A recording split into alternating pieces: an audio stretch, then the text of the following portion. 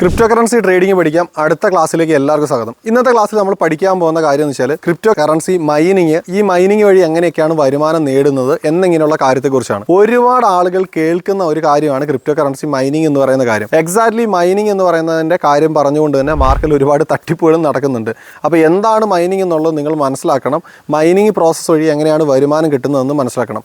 അതായത് ക്രിപ്റ്റോ കറൻസികളെ തരംതിരിക്കുന്ന സമയത്ത് proof of വർക്കിലുള്ള കോയിനുണ്ട്, proof of സ്റ്റൈക്കിലുള്ള കോയിനുണ്ട്, അതേപോലെ തന്നെ ഇങ്ങനെ കാറ്റഗറീസ് ആയിട്ട് ക്രിപ്റ്റോ കറൻസികൾ തരംതിരിക്കുന്നുണ്ട്. ഇപ്പം നമുക്ക് ഫോർ എക്സാമ്പിൾ എടുക്കുകയാണെങ്കിൽ ബിറ്റ് കോയിൻ എന്ന് പറയുന്ന പ്രൂഫ് ഓഫ് വർക്കിലുള്ള ഒരു കോയിനാണ്.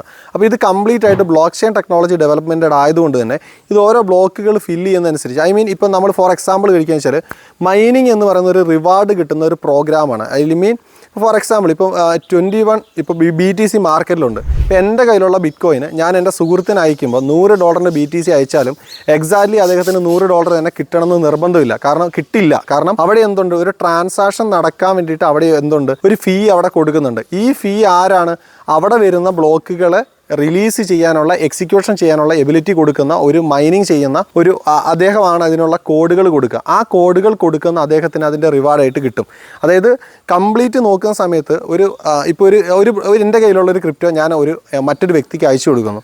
അപ്പോൾ ആ അയച്ചു കൊടുക്കുമ്പം ആ ട്രാൻസാക്ഷൻ പ്രോസസ്സിനെ ആരാണോ കംപ്ലീറ്റ് ചെയ്ത് കൊടുക്കുക അദ്ദേഹത്തിനായിരിക്കും എന്ത് ചെയ്യുക, ആ റിവാർഡ് കിട്ടും. ഇപ്പോൾ തുടക്ക സമയത്തൊക്കെ ക്രിപ്റ്റോ ട്രാൻസാക്ഷൻസ് നടക്കുന്നത് വളരെയധികം കുറവാണ്.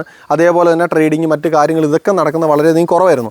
ഓരോ വർഷങ്ങൾ കഴിയും തോറും ഇതിൻ്റെ കാര്യങ്ങൾ കൂടി വരുന്നതനുസരിച്ച് ആളുകൾ പാർട്ടിസിപ്പേഷൻ മൈനിങ് ചെയ്യുന്നതും കൂടി.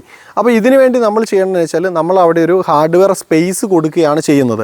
അപ്പോൾ ഈ സ്പേസ് നമ്മൾ കൊടുക്കണമെങ്കിൽ നമ്മുടെ അടുത്ത് സൂപ്പർ കമ്പ്യൂട്ടേഴ്സും അതുപോലെ തന്നെ മറ്റ് സിസ്റ്റംസും കാര്യങ്ങളൊക്കെ വേണം. അപ്പോൾ അതിൻ്റെ സോഫ്റ്റ്വെയർ നമ്മൾ റണ്ണ് ചെയ്യുന്ന വഴി ഇവിടെ ഈ പറയുന്ന ട്രാൻസാക്ഷൻ നടക്കുമ്പോൾ ഓരോ ബ്ലോക്കുകൾ ക്ലിയർ ചെയ്യാനുള്ള കാര്യങ്ങളാണ് നമ്മളവിടെ ഈ പറയുന്ന സഹായകരമായിട്ട് കൊടുക്കുന്നത്. അപ്പോൾ ഇതാരാണോ ഇത് പാർട്ടിസിപ്പേഷൻ ചെയ്യാൻ കൊടുക്കുന്നത് അദ്ദേഹത്തിനായിരിക്കും ഇതിൻ്റെ റിവാർഡ് കാര്യങ്ങൾ കിട്ടുക. അപ്പോൾ ഇങ്ങനെ വരുന്ന ഒരു സംഭവത്തിനെയാണ് നമ്മൾ മൈനിങ് എന്ന് പറയുക. അതായത് എൻ്റെ കയ്യിലുള്ളൊരു ക്രിപ്റ്റോ ഞാൻ മറ്റൊരാൾക്ക് അയച്ചു കൊടുക്കുന്ന സമയത്ത് ആ ട്രാൻസാക്ഷൻ കംപ്ലീറ്റ് ചെയ്യാൻ ലോകത്ത് എവിടെയൊക്കെയോ ഉള്ള ആളുകൾ അതിൽ പാർട്ടിസിപ്പേഷൻ ചെയ്യും. അതിൽ ആരുടെ പാർട്ടിസിപ്പേഷൻ ആണോ അതിൽ കറക്റ്റായിട്ട് വരുന്നത്, കോഡുകൾ എക്സിക്യൂട്ട് ആവുന്നത് അദ്ദേഹത്തിന് റിവാർഡായിട്ട് കിട്ടും. ഇത് ഓരോ ഹാൽവിങ് കഴിയുമ്പോഴും ഇതിൻ്റെ റിവാർഡ് കിട്ടുന്ന പ്രോഗ്രാം കുറഞ്ഞു വരും. അപ്പോൾ മൈനിങ് എന്ന് പറയുന്നത് കുറച്ച് അധികം കഷ്ടപ്പാടുള്ളൊരു കാര്യമാണ്. ഈ പറയുന്ന രീതിയിൽ കമ്പ്യൂട്ടേഴ്സും മറ്റ് കാര്യങ്ങളും ടെക്നിക്കലായിട്ടുള്ള സപ്പോർട്ടും കറണ്ടും കാര്യങ്ങളൊക്കെ നമ്മൾ ഒരുപാട് യൂസേജ് വരുന്ന ഒരു പ്രോഗ്രാം തന്നെയാണ് മൈനിങ്. അപ്പം ഈസി ആയിട്ട് നമുക്ക് മൈനിങ്ങിലൂടെ പ്രോഫിറ്റും കാര്യങ്ങളൊന്നും ആർക്ക് ഏൺ ചെയ്യാനായിട്ട് പറ്റില്ല. ഇത് പ്രൂഫ് ഓഫ് വർക്കിലുള്ള കറൻസികളുടെ കാര്യമാണ് ഞാൻ പറഞ്ഞിരിക്കുന്നത്. അതേപോലെ തന്നെ പ്രൂഫ് ഓഫ് നെറ്റ്വർക്കിലുള്ള കറൻസികളുണ്ട്, പ്രൂഫ് ഓഫ് സ്റ്റൈക്കിലുള്ള കോയിൻസ് ഉണ്ട്. ഇപ്പോൾ പ്രൂഫ് ഓഫ് സ്റ്റൈക്കിലുള്ള കോയിൻ എന്ന് പറഞ്ഞാൽ നമുക്ക് അവിടെ റിവാർഡ് കിട്ടും. അപ്പോൾ ആ കോയിനുകളിൽ എങ്ങനെയാണ് മൈനിങ് പ്രോസസ്സ് നടക്കുന്നത് വെച്ചാൽ, ഇപ്പോൾ ഫോർ എക്സാമ്പിൾ ഇപ്പോൾ ട്രോൺ എന്ന് പറയുന്ന ഒരു കോയിൻ അല്ലെങ്കിൽ അതുപോലുള്ള ഒരുപാട് കോയിൻസുകൾ മാർക്കറ്റ് വരുന്നുണ്ട്. അപ്പോൾ ആ കോയിനുകൾ അവരുടെ തന്നെ ഹാർഡ്വെയർ വാലറ്റിലുണ്ട്. ആ വാലറ്റിൽ കൊണ്ടുപോയി നമ്മൾ സ്റ്റൈക്ക് ചെയ്ത് വെക്കും. അപ്പോൾ സ്റ്റൈക്ക് ചെയ്ത് വെക്കുന്ന സമയത്ത് അതിന് നമുക്ക് റിവാർഡുകൾ കിട്ടിക്കൊണ്ടേയിരിക്കും. കാരണം ആ കോയിനുകൾ ട്രാൻസാക്ഷൻ ചെയ്യുമ്പോൾ ഇപ്പോൾ നിങ്ങളൊരു എക്സ്ചേഞ്ചിൽ നിന്ന് മറ്റൊരു എക്സ്ചേഞ്ചിൽ ഏത് നെറ്റ്വർക്കിൽ ഇപ്പോൾ മെയിൻ നെറ്റ് നോക്കുകയാണെങ്കിൽ BNB മെയിൻ നെറ്റ് ഉണ്ട്, അതേപോലെ തന്നെ എതേറിയം മെയിൻ നെറ്റ് ഉണ്ട്, അതേപോലെ തന്നെ പോളിഗൺ മെയിൻ നെറ്റ് ഉണ്ട്. ഇങ്ങനെ നിങ്ങൾ ക്രിപ്റ്റോ ട്രാൻസാക്ഷൻ നടത്തുന്നുണ്ട്. ഈ ക്രിപ്റ്റോ ഓരോ ട്രാൻസാക്ഷൻ നടത്തുമ്പോഴും അവിടെ ഒരു ഗ്യാസ് ഫീ പിടിക്കുന്നുണ്ട്. ഈ ഗ്യാസ് ഫീയിലൂടെയാണ് ഈ ക്രിപ്റ്റോ ട്രാൻസാക്ഷൻ നടത്താനുള്ള ബ്ലോക്കുകളെ കംപ്ലീറ്റ് ചെയ്യാനുള്ള എക്സിക്യൂഷൻ കൊടുക്കുന്നത്. അപ്പോൾ ഈ പിടിക്കുന്ന ഗ്യാസ് ഫീ ആർക്കൊക്കെ ആയിരിക്കും കിട്ടുക?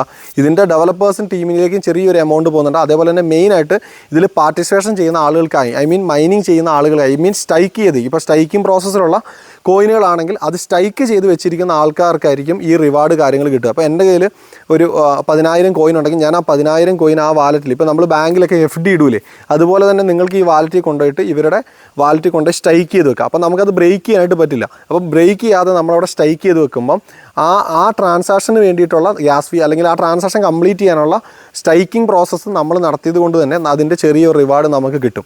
അപ്പോൾ പ്രൂഫ് ഓഫ് വർക്കിലുള്ള കോയിൻസ് ഉണ്ട്, പ്രൂഫ് ഓഫ് നെറ്റ്വർക്കിലുള്ള കോയിനുണ്ട്, പ്രൂഫ് ഓഫ് സ്റ്റൈക്കിലുള്ള കോയിൻസുകളും മാർക്കറ്റിൽ വരുന്നുണ്ട്. അപ്പോൾ ഇതിലേക്ക് നമ്മൾ അടുത്ത നെറ്റ്വർക്കിലേക്ക് വരുന്ന സമയത്ത് ഇപ്പോൾ ഹീലിയം എന്ന് പറയുന്ന കോയിനെ കുറിച്ച് നിങ്ങൾ നോക്കുമ്പോൾ സമയത്ത് അറിയാം ഇവിടെ നടക്കുന്ന പ്രൂഫ് ഓഫ് നെറ്റ്വർക്കാണ്. അതെങ്ങനെയാണെന്ന് വെച്ചാൽ ഓരോ ഹീലിയത്തിൻ്റെ സാധനങ്ങളുണ്ട്. ഇത് നമ്മൾ ഓരോ കിലോമീറ്റർ അനുസരിച്ച് ഓരോ ആളുകളെ കണക്ട് ചെയ്തുകൊണ്ട് ചെയ്യുന്നുണ്ട്. അവിടെ പ്രൂഫ് ഓഫ് നെറ്റ്വർക്കാണ് അവിടെ വരുന്നത്. അവിടെ എന്താ നടക്കുന്ന പ്രോസസ്സ് എന്ന് വെച്ചാൽ മാർക്കറ്റിലുള്ള ഈ നെറ്റ്വർക്കുകളെ തമ്മിൽ ബന്ധിപ്പിച്ചിട്ട് ആ ഒരു പ്രോസസ്സിലൂടെ നടന്നിട്ട് അതിൻ്റെ റിവാർഡായിട്ട് കിട്ടുന്നുണ്ട്. അപ്പോൾ ഇങ്ങനെ പല രീതിയിലുള്ള കോയിൻസുകൾ മാർക്കറ്റിലുണ്ട്. പല രീതിയിലുള്ള കോയിൻസിനും പല രീതിയിലുള്ള റിട്ടേൺസ് കാര്യങ്ങളൊക്കെ ആയിരിക്കും കൊടുക്കുന്നതും പല രീതിയിലുള്ള കാര്യങ്ങൾ നടക്കുന്നതും. അപ്പോൾ ബിറ്റ്കോയിനൊക്കെ ആദ്യ കാലങ്ങളിൽ മൈനിങ് ചെയ്യുന്ന ആളുകൾക്കൊക്കെ നല്ല റിവാർഡും കാര്യങ്ങളൊക്കെ കിട്ടിയിട്ടുണ്ടായിരുന്നു. പക്ഷേ ഇത് ഓരോ വർഷങ്ങൾ കഴിയുന്നതനുസരിച്ച് ഇതിൻ്റെ റിവാർഡ് കാര്യങ്ങളൊക്കെ കുറഞ്ഞു വരുന്നുണ്ട്. പക്ഷേ ഈ മൈനിങ് എന്ന് പറഞ്ഞ പേരിൽ പല ആളുകളെ കൊണ്ട് പല ക്രിപ്റ്റോയൊക്കെ മേടിപ്പിച്ച് അങ്ങോട്ട് അയച്ചു കൊടുത്ത് അവരത് ചെയ്തു കൊടുക്കുക, മൈൻ ചെയ്തുന്ന പ്രോസസ്സാണെന്നൊക്കെ പറഞ്ഞ് ഒരുപാട് തട്ടിപ്പുകൾ നടക്കുന്നുണ്ട്. അത്തരത്തിലുള്ള പ്രവൃത്തികളൊന്നും നിങ്ങൾ പോയി പാർട്ടിസിപ്പേഷൻ ചെയ്യരുത്. കാരണം അവിടെ മൈനിങ്ങോ മറ്റ് കാര്യങ്ങളൊന്നും ഉണ്ടായിരിക്കില്ല. അവർ ഫേക്കായിട്ട് നടത്തുന്ന എന്തെങ്കിലും പ്രോഗ്രാമുകളായിരിക്കും. അപ്പോൾ ആ പ്രോഗ്രാമുകൾ മൈനിങ് എന്ന് പറഞ്ഞിട്ട് ചെയ്യും. അപ്പോൾ ഈ ആക്ച്വലി എന്താണ് മൈനിങ് എന്ന് ആളുകൾക്ക് അറിയത്തില്ലാത്തതുകൊണ്ട് തന്നെ ഇത്തരത്തിലുള്ള കാര്യങ്ങൾ ചെയ്തിട്ട് പണം നഷ്ടപ്പെടുന്നുണ്ട്. അപ്പോൾ അങ്ങനെയുള്ള കാര്യങ്ങളൊന്നും നിങ്ങൾ പോയി പാർട്ടിസിപ്പേഷൻ ചെയ്യാതിരിക്കുക. ഏറ്റവും നല്ലത് നമ്മൾ ക്രിപ്റ്റോ കറൻസികൾ മൈനിങ് കാര്യങ്ങൾ ചെയ്യുന്നതിനെ കഴിഞ്ഞും കൂടുതൽ നിങ്ങൾക്ക് ഈ പറയുന്ന ഇൻവെസ്റ്റ്മെൻറ്റ് കാര്യങ്ങൾ ചെയ്യുന്നതാണ് ഏറ്റവും നല്ലത്. പക്ഷേ മൈനിങ് എന്താണ് നിങ്ങൾക്ക് അറിഞ്ഞിരിക്കാൻ വേണ്ടിയിട്ടാണ് ഈ കാര്യങ്ങൾ നിങ്ങൾക്ക് പറഞ്ഞു തന്നിരിക്കുന്നത്. പക്ഷേ വളരെ തുച്ഛമായ രീതിയിൽ സ്റ്റൈക്കിങ് ചെയ്തുകൊണ്ട് നിങ്ങൾക്ക് എന്ത് ചെയ്യാൻ പറ്റും, ഇത്തരത്തിലുള്ള റിവാർഡ് കാര്യങ്ങളൊക്കെ നേടാൻ പറ്റും. അപ്പോൾ സ്ട്രൈക്ക് ചെയ്യുമ്പോൾ നിങ്ങളുടെ ഗുണം എന്താണെന്ന് വെച്ചാൽ ഇപ്പോൾ നിങ്ങളൊരു ലോ പ്രൈസിലാണ് ഒരു കോയിൻ മേടിച്ചെന്ന് വിചാരിക്കും. ഓക്കെ, ഇപ്പം സ്ട്രൈക്കിംഗ് പ്രോസസ്സ് നിങ്ങൾക്ക് ചെയ്യാൻ പറ്റുന്ന ഒരുപാട് എക്സ്ചേഞ്ചുണ്ട്. ഇപ്പോൾ ബൈനാൻസ് പറയുന്ന എക്സ്ചേഞ്ചുകളിലൊക്കെ സ്ട്രൈക്കിംഗ് പ്രോസസ്സ് ഉണ്ട്. അവിടെ നിങ്ങൾക്ക് ലോക്ക്ഡ് സ്ട്രൈക്കിംഗ് ഉണ്ട്, ഫ്ലെക്സിബിൾ സ്ട്രൈക്കിംഗ് ഉണ്ട്. അപ്പോൾ ലോക്ക്ഡ് സ്ട്രൈക്കിംഗ് എന്താണെന്ന് മനസ്സിലാക്കുക. അപ്പോൾ ലോക്ക്ഡ് സ്ട്രൈക്കിംഗ് എന്ന് പറഞ്ഞു കഴിഞ്ഞാൽ നിങ്ങളൊരു 3 മാസത്തേനോ 4 മാസത്തേനോ അവിടെ എന്ത് ചെയ്യും, ലോക്ക് ചെയ്ത് വെക്കുന്നു. അപ്പോൾ ആ സമയം വരെ നിങ്ങൾക്ക് എടുക്കാൻ പറ്റില്ല. ഫോർ എക്സാമ്പിൾ പറയുകയാണെങ്കിൽ നിങ്ങളിപ്പോൾ ഒരു ബാങ്കിൽ കൊണ്ട് FD ഇട്ടു. ഒരു ബാങ്കിൽ നിങ്ങൾ FD ഇട്ട് കഴിഞ്ഞാൽ ആ പണം നമുക്ക് ആ ടൈം ഡ്യൂറേഷൻ വരെ എടുക്കാനായിട്ട് പറ്റില്ല. അങ്ങനെ ലോക്ക് ചെയ്തുകൊണ്ട് ചെയ്യുന്ന ഒരു പ്രോസസ്സ് പോലെ നിങ്ങൾ ക്രിപ്റ്റോ മേടിച്ചിട്ട് അവിടെ ലോക്ക്ഡ് സ്ട്രൈക്കിങ്ങിന് വെച്ച് കഴിഞ്ഞാൽ ആ ടൈം വരെ നിങ്ങൾക്ക് എന്ത് ചെയ്യാൻ പറ്റില്ല, അത് ബ്രേക്ക് ചെയ്യാൻ പറ്റില്ല. അത് ബ്രേക്ക് ചെയ്യാതിരിക്കുമ്പം ആ സമയത്ത് നിങ്ങൾക്ക് അതിൻ്റെ റിട്ടേൺസ് ആയിട്ട് എന്ത് ചെയ്യും, കിട്ടിക്കൊണ്ടിരിക്കും, സ്ട്രൈക്ക് ചെയ്ത് തന്നെ റിവാർഡ് ചെയ്ത്. അതേപോലെ തന്നെ ഫ്ലെക്സിബിൾ സ്ട്രൈക്കിംഗ് ഉണ്ട്. ഫ്ലെക്സിബിൾ സ്ട്രൈക്കിംഗ് എന്ന് പറഞ്ഞാൽ നമ്മൾ ജസ്റ്റ് സ്ട്രൈക്ക് ചെയ്ത് വെക്കുന്നു, ഏത് സമയത്ത് വേണമെങ്കിലും നമുക്ക് ക്രിപ്റ്റോ റിലീസ് ചെയ്യാം. അപ്പോൾ ഫ്ലെക്സിബിൾ സ്ട്രൈക്കിങ്ങിന് കിട്ടുന്ന റിവാർഡ് വളരെ കുറവായിരിക്കും. പക്ഷേ നിങ്ങൾ ഈ പറയുന്ന രീതിയിൽ അല്ലാത്ത രീതിയിൽ ലോക്ക്ഡ് സ്ട്രൈക്കിംഗ് ആണ് നിങ്ങൾ ചെയ്യുന്നതെങ്കിൽ നിങ്ങൾക്ക് അവിടെ റിവാർഡ് കൂടുതലായിരിക്കും കിട്ടുക. പക്ഷേ അവിടെ നിങ്ങൾക്ക് വരുന്ന ഒരു ഗുണം എന്തുകൊണ്ടാണെന്ന് ചോദിച്ചു കഴിഞ്ഞാൽ ഇപ്പോൾ നിങ്ങൾ ലോങ് ടൈമിലേക്ക് ഒരു ക്രിപ്റ്റോ മേടിക്കുന്നു.